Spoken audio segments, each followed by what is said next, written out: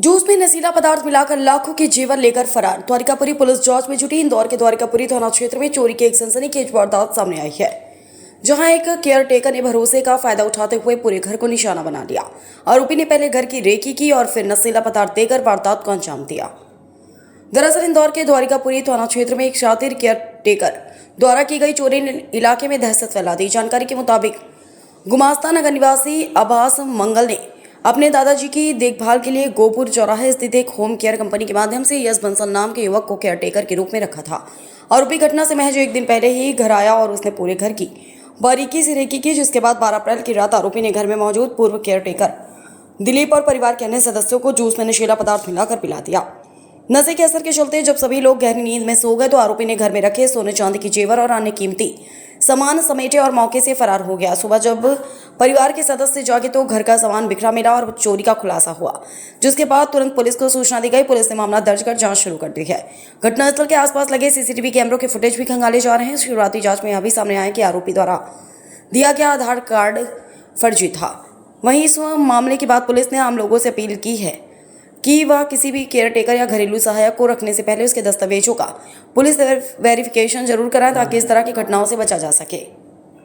Police थाना द्वारकापुरी के अंतर्गत एक पीड़ित जो शिकायत करता है, आभास मंगल उनका नाम है। ये बेसिकली गुमास्ता नगर के रहने वाले हैं और इनके जो ग्रैंड फादर थे उनकी देखभाल करने के लिए उन्होंने एक जो यहाँ ज्योति होम केयर एक कंपनी थी जो गोपुर चौराहे पर ही थी, वहाँ से ऑनलाइन इन्होंने एक केयर टेकर को रखा था और केयर टेकर का नाम यश बंसल था। वो लगभग एक दिन पहले ही आया था। एक दिन पहले आया, उसने घर पूरा देखा और दूसरे दिन घर में वो रुका भी और उसने देखभाल भी की।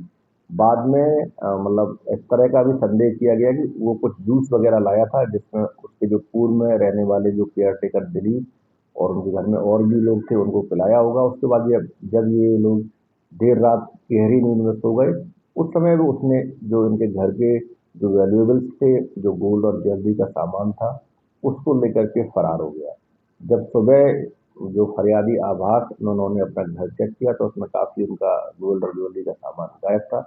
इसकी जब सूचना थाने पर दी है तो पुलिस ने इसमें 303 और 1 से 23 बीएनएस के तहत अपराध पंजीबद्ध किया है। प्रारंभिक रूप से जांच पड़ताल की गई, उसमें यश बंसल जो केयर टेकर जिसका नाम था, उसका जो आधार कार्ड है वो भी फर्जी पाया गया है।